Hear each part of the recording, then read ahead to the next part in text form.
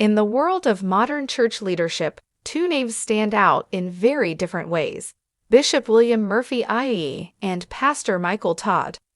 Both men have built their influence in the Christian community, but their journeys and styles could not be more different. Bishop Murphy has always been known for his deep roots in traditional preaching, his powerful worship leading, and his focus on keeping the gospel message as pure and undiluted as possible. For him, the pulpit is sacred, and every word spoken carries weight. On the other hand, Michael Todd represents a new generation of pastors who are bold, creative, and willing to experiment with how the message is delivered. His sermons go viral, his stage designs look more like concerts than old church services, and his storytelling style has captured the attention of millions worldwide. Young people see him as someone who makes faith exciting, while critics accuse him of turning church into entertainment. Behind the scenes, whispers started spreading. Leaders from the old guard began to express concern about the direction Michael Todd was taking. And at the center of this growing uneasiness stood Bishop William Murphy IUI. For him, the gospel was never meant to be reinvented or reshaped. It was meant to be proclaimed exactly as it was given. The tension between these two figures slowly began to grow, and soon, it became clear that it was only a matter of time before the quiet whispers would turn into an open confrontation. The turning point came when Michael Todd spoke at a highly anticipated leadership event. The room was full of pastors, leaders, and thousands of young Christians watching online. During his talk, Michael passionately declared that the time had come to redefine the gospel for a new age.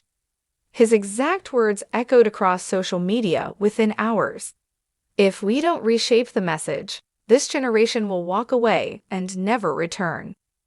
At first, his supporters cheered.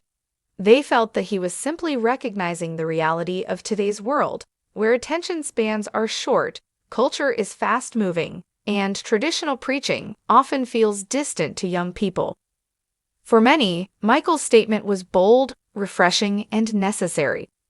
But for others, it sounded like a dangerous move, almost as if he was suggesting that the eternal truth of the gospel could be altered to fit modern preferences.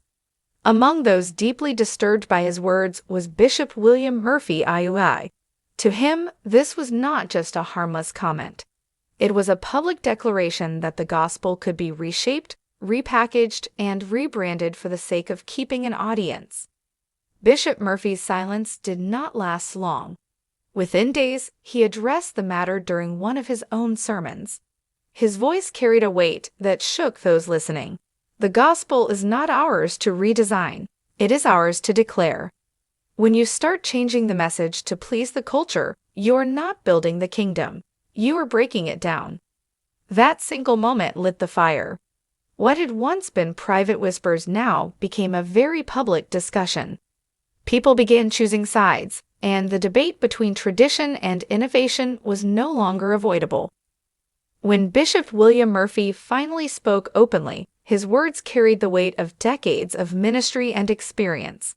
Standing firmly on his convictions, he addressed not only Michael Todd, but the entire Christian community. For Murphy, this was not about attacking a younger pastor. This was about protecting the very heart of the gospel. In his message, Bishop Murphy explained that the gospel has always been more than just words or presentations.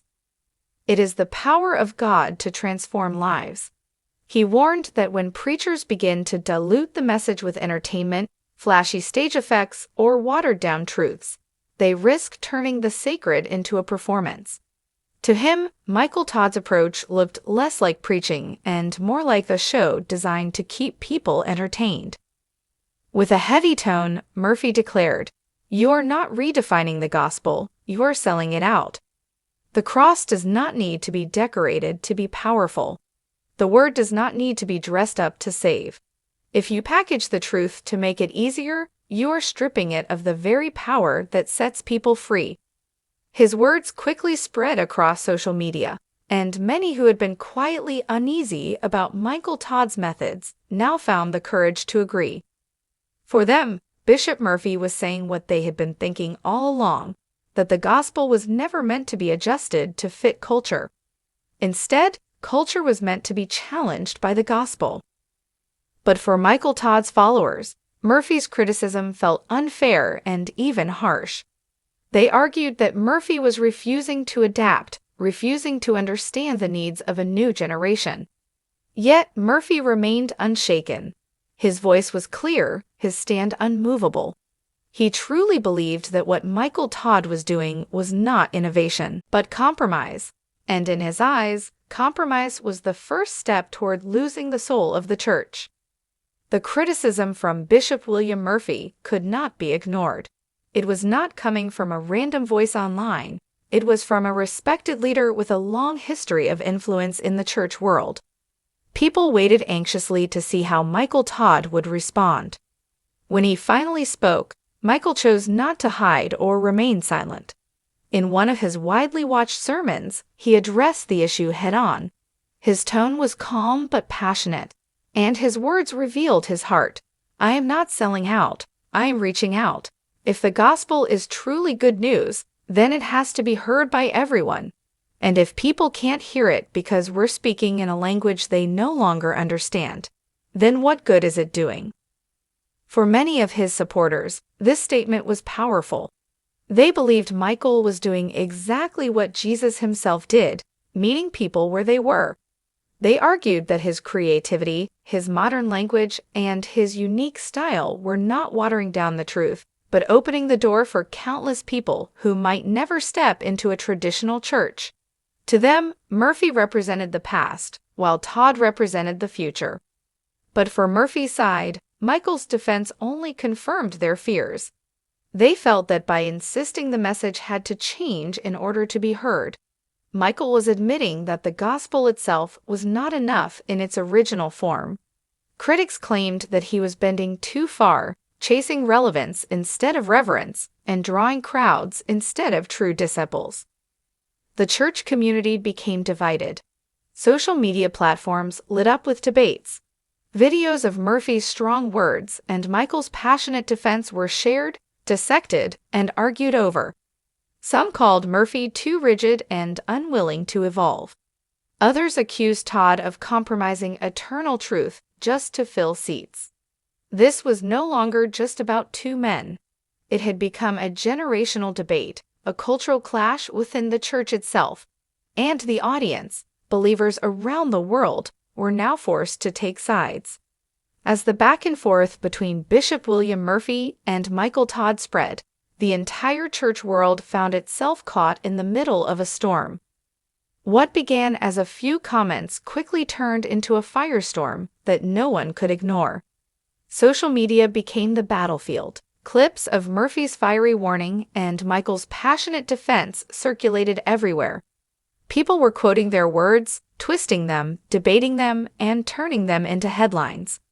Churches across the country began to feel the pressure. Some pastors stood with Murphy, declaring from their own pulpits that the gospel must never be altered to fit culture. They warned their congregations about the dangers of celebrity preachers and entertainment-driven churches. Others, however, sided with Michael Todd, praising his courage to speak in a way that reached people who had long been disconnected from the church. They claimed that his methods were not a betrayal but a blessing, proof that God was still moving in new ways. The division was deep. Families in the same church found themselves arguing. Friends who once worshipped side by side suddenly disagreed on something that cut straight to the heart of their faith. Was Michael Todd a visionary bringing the gospel to the next generation, or was Bishop Murphy right, that Todd was turning sacred truth into a spectacle? Even the media picked up on the controversy. Articles, podcasts, and talk shows began discussing the clash, framing it as a struggle between tradition and modernity. Some described it as a battle for the soul of the church. Others portrayed it as nothing more than a clash of personalities. What became clear, however, was that this wasn't just about two men anymore. It had grown into a larger conversation that forced every believer to think. Should the church change to fit the times, Or should the times be challenged by the unchanging gospel? As the debate intensified, people began to realize that this conflict was not just about preaching styles or personalities. It was about something much deeper, something that touched the very foundation of faith. At its heart, this was a struggle over what the future of the church would look like. For Bishop William Murphy, the issue was crystal clear. To him, the gospel was sacred and eternal. It did not need updates, adjustments, or redesigns. What was at stake, in his view, was the purity of God's word. If leaders like Michael Todd continued to change the way it was presented, Murphy feared that future generations would inherit a faith that looked more like entertainment than truth. He saw himself as a guardian of that truth, standing in the gap to protect it from compromise. For Michael Todd, however, the concern was different.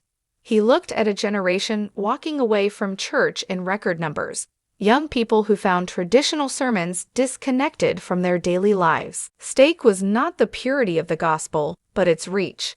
If people could no longer understand or relate to the message, then what good was it? His heart was burdened by those outside the walls of the church, and he believed that changing the method was not betrayal, but love in action. This clash of convictions struck an emotional chord with believers everywhere. One side resonated with Murphy's warning: if you bend the truth to make it easy, you lose its power. The other side resonated with Michael's plea: if you don't speak their language, they will never hear the truth at all. The debate forced people to wrestle with a painful question: should the church fight to preserve tradition at all costs, or risk changing its methods in order to reach those who might otherwise be lost? It was no longer just a conversation about two pastors. It had become a mirror for every believer, reflecting their own fears, hopes, and convictions about faith. The conflict reached its peak when both men, in their own pulpits, delivered words that would be remembered for years to come. Bishop William Murphy, standing before his congregation, spoke with a fire in his voice that could not be ignored. With his hand raised and his tone unshaken, he declared, "When you dress the truth to fit the culture, you undress its power. The Word of God does not need our adjustments, it needs our obedience." His congregation erupted in agreement, and his message spread quickly online, shared as proof that he was standing boldly for the unchanging gospel. Not long after, Michael Todd responded in his own church service. The stage lights shone, the energy was high, and yet his voice carried a different kind of intensity, one filled with passion and compassion. Looking directly into the camera, he said, "If we don't speak their language, they will never hear the truth. My goal is not to water down the gospel, but to open the door for those who have already shut it. The message has not changed, but the way we share it must." His audience cheered, with many wiping away tears, convinced that God was using him to reach the unreachable. The clash of these two statements, Murphy's warning and Todd's defense, became the defining moment of their conflict. One line about undressing the gospel's power, and the other about opening the door for the lost, summed up the tension that had been brewing for months. Around the world, believers replayed both clips, comparing, debating, and questioning where they stood. For some, Murphy's words confirmed their fear that the gospel was being compromised. For others, Todd's passion proved that new voices were needed to bring life to a generation that was slipping away. It was a climax without a clear winner, but with lasting impact. The legacy of both men had now been exposed, not just as preachers with influence, but as symbols of two very different ways of carrying the same truth. When the storm finally settled, one thing became clear: this was not a conflict that could be neatly resolved. Bishop William Murphy IE and Michael Todd had spoken their truths, each with conviction, each with passion, and each with the belief that they were protecting the future of the church. Yet their words left behind a trail of questions that no one could easily answer. For many, Murphy's stand became a reminder that the gospel must remain untouched, a message that should never be reshaped to please people. His voice carried the weight of tradition, warning against compromise and reminding the world that God's truth is eternal. For others, Michael Todd's boldness offered hope that the church could still speak to a broken generation, that creativity and relevance were not signs of weakness but tools to reach hearts that had long been closed. The world watched, divided but awakened.